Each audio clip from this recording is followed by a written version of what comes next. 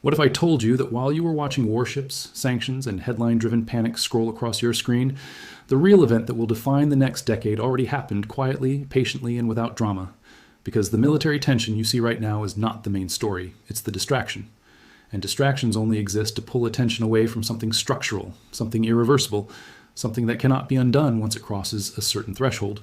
China did not wake up one morning and decide to shock markets. It executed a plan that has been unfolding for years, a plan designed to exploit the single greatest weakness in the Western financial system, which is the belief that paper claims are the same thing as physical ownership.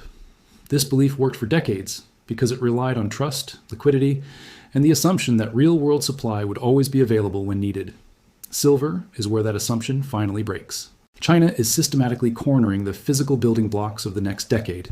And the so-called $100 silver gap everyone is suddenly talking about is only the first visible symptom of a much larger wealth transfer already in motion. A transfer that will ultimately move trillions of dollars away from paper promises and into the hands of whoever controls the materials civilization actually runs on. This is not theory.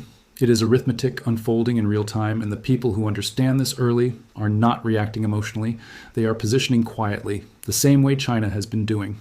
To understand why this matters, you have to understand how the silver trap was built in the first place.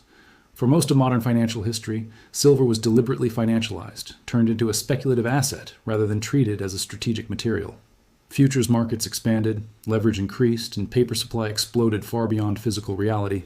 This created the illusion that silver was abundant, inexpensive, and easily replaceable. While Wall Street traded contracts, China studied flows. While analysts argued about charts, China examined geology, refining capacity, and industrial dependency. And while price stayed artificially subdued, industrial demand kept rising year after year. Silver moved into electronics, solar panels, electric vehicles, military systems, advanced medical equipment, and now artificial intelligence infrastructure. Unlike gold, silver is consumed. It does not come back into the market easily once it is embedded inside machines. That alone should have forced repricing long ago, but paper markets delayed the signal. China saw the mismatch clearly. Instead of arguing with the system, it exploited it. It bought physical silver while it was mispriced, using the very currency that was being diluted to do so. This is where the strategy becomes dangerous for anyone still thinking in terms of price alone. Every silver bar China acquires is not just an investment, it is a conversion. It is a US dollar being transformed from a claim on future value into a piece of physical infrastructure that cannot be printed, frozen, or diluted. That is the wealth transfer. It is slow enough to stay invisible, but large enough to change outcomes permanently. This is why silver behaves differently from other commodities. Oil can be substituted, rerouted, or politically negotiated. Silver cannot. There is no backup metal waiting in the wings that can replace silver's conductivity, durability, and efficiency across every critical industry simultaneously. Control silver and you don't need to control factories. You control permission. You control who builds, who waits, and who pays premiums just to keep systems running. China's evolution explains everything. For years, the West assumed China wanted to manufacture everything forever. That assumption is outdated. Manufacturing is visible, labor-intensive, and easy to relocate over time. Control of inputs is invisible, capital-intensive, and nearly impossible to unwind once consolidated. China moved upstream. Lithium for batteries, cobalt for energy density, gallium for advanced semiconductors, rare earths for magnets and guidance systems, and now silver, the connective tissue that links modern technology together. The logic is brutally simple. If you control materials, you control innovation. If you control innovation, you control leverage, and leverage determines power far more reliably than military posturing ever could. Western markets never adjusted to this reality because they were insulated by paper liquidity. As long as futures contracts could roll, as long as settlement could be deferred, as long as delivery was assumed rather than demanded, the system appeared stable. But stability built on assumption is fragile. For every ounce of physical silver sitting in major vaults, there are dozens, sometimes more than 100 paper claims outstanding. That structure only functions if most participants never ask for metal. China does not need everyone to ask. It only needs enough pressure to force repricing at the margins, and those margins are already cracking. Physical inventories are thinning. Refining bottlenecks are appearing. Premiums are diverging across regions. Shanghai silver prices are already trading significantly above Western benchmarks, not because of speculation, but because buyers are desperate for delivery. They are not asking how cheap they can get silver, they are asking whether they can get it at all. This is the silver squeeze phase, and it is always misunderstood in its early stages. People look at the price chart and assume this is a rally, something that can retrace, something that can cool off. But rallies driven by supply destruction do not retrace the same way demand-driven rallies do. This year alone, silver surged to over $75, marking roughly a 150% gain. That move did not come from retail hype. It came from stress building beneath the surface. When silver crosses psychological thresholds after decades of suppression, it does not do so gently. It gaps, it re-anchors, and it forces every downstream user to recalculate costs simultaneously. That recalculation is the wealth transfer in action. Those who own physical metal see purchasing power rise. Those who rely on paper claim see stability evaporate. At the same time, the monetary backdrop is deteriorating in ways that amplify silver's role. China is not the only actor changing behavior. Japan, facing pressure on its currency, has begun unwinding elements of the yen carry trade. That unwind forces the sale of foreign assets, including U.S. treasuries. This means the dollar is now being sold from two sides at once. China is exiting it strategically in exchange for physical resources, while Japan is selling it defensively to stabilize its financial system. This is not coordinated policy, but the effect is cumulative. The dollar, long supported by global demand and stability narratives, is losing marginal buyers. And when confidence in paper weakens, commodities tied to physical reality take on a new role. This is where silver stops being just a metal and becomes a signal.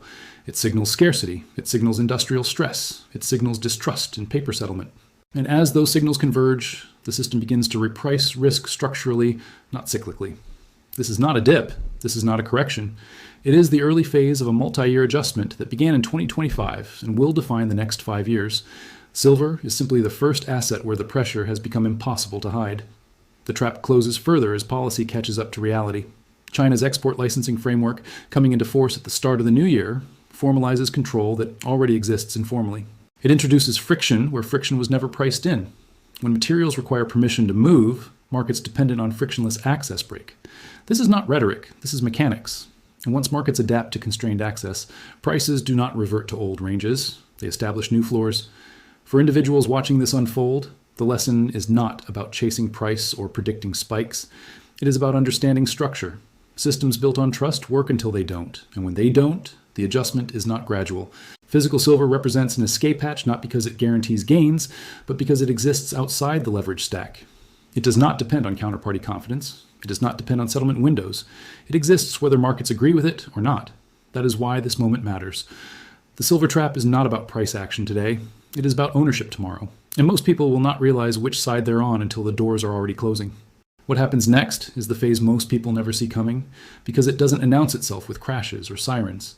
It unfolds through behavior changes that only become obvious after they've already reshaped the landscape. Once physical silver begins to tighten, the first response is denial. Analysts claim the market is overheating, banks reassure clients that inventories are sufficient, and commentators insist substitutions will appear.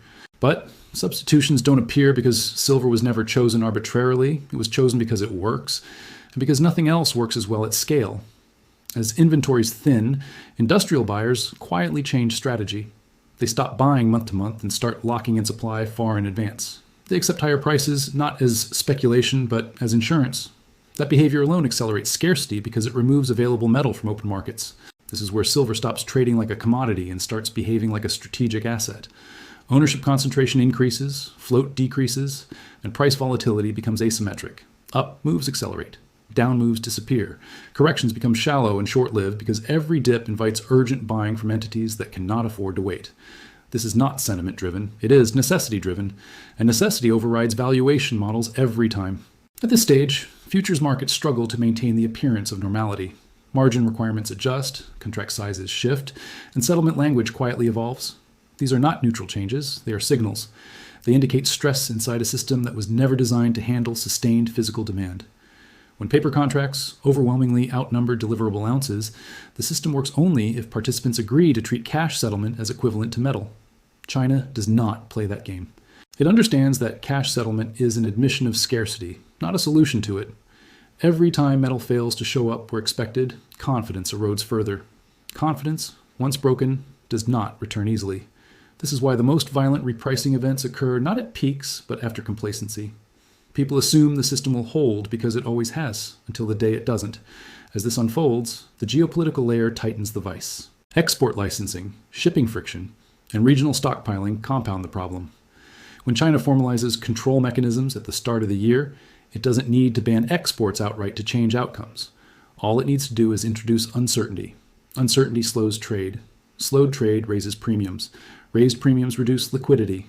Reduced liquidity amplifies volatility. This cascade unfolds silently, outside headlines, but its impact is relentless. The moment material flow becomes conditional rather than assumed, every downstream model breaks. Manufacturers reprice products. Governments reassess stockpiles. Investors scramble to understand exposure they never realized they had. At the same time, the monetary environment removes the safety net markets relied on for decades. The era of unlimited global liquidity is ending, not because of ideology, but because debt dynamics demand it.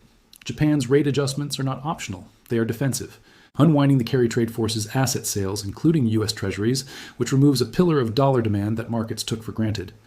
China's actions amplify this by converting dollar reserves into hard assets rather than rolling debt indefinitely.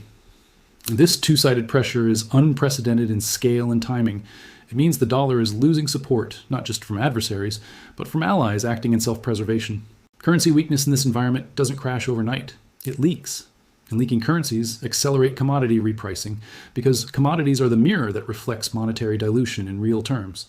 This is why silver becomes such a powerful signal. Gold moves when confidence erodes, but silver moves when systems fail. Silver embeds itself in real production, so its absence shows up as stoppages, delays, and shortages that cannot be smoothed over with financial engineering.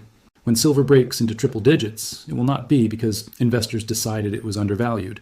It will be because the cost of inaction became higher than the cost of compliance. That is how all strategic resource repricings occur. The price doesn't convince the buyer.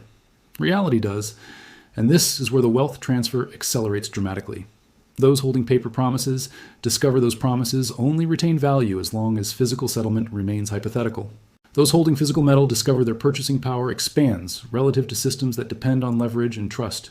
This transfer does not feel fair, orderly, or democratic, because it isn't. It is mechanical.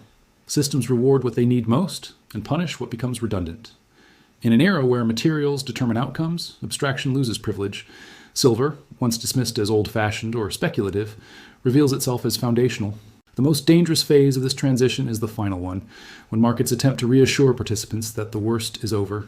This is where false stability appears. Prices stall briefly, narratives emerge claiming adjustments are complete, and complacency returns just long enough to draw in late participants who still believe pricing will normalize. Then flow tightens again. Another repricing event follows, and another. These stair-step resets define structural transitions. Each one locks in higher baselines and shifts ownership further away from entities that relied on past assumptions. For households and individuals, this creates uncomfortable choices. Do you trust paper claims in a system visibly straining under physical constraint?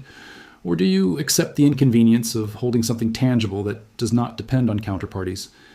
That question becomes unavoidable as trust erodes unevenly. This is not about timing tops or bottoms. It is about understanding the direction of incentives. Governments incentivize productivity. Markets incentivize efficiency. Systems under stress incentivize control of inputs. Silver sits at the crossroads of all three. This is why the silver trap works so well. It does not rely on surprise. It relies on inertia.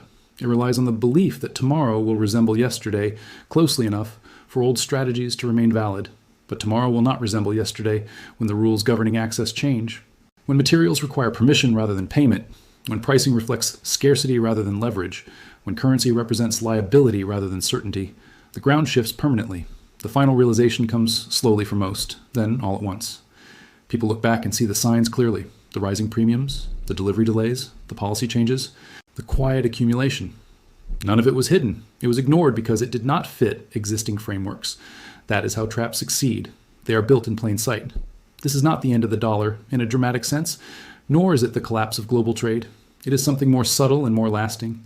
It is the transition from a unipolar system built on abstraction to a multipolar system grounded in physical reality. In that system, materials matter more than narratives, ownership matters more than price, and preparation matters more than prediction. The silver trap does not close with a bang. It closes with a click. And by the time most people hear it, the lock has already turned.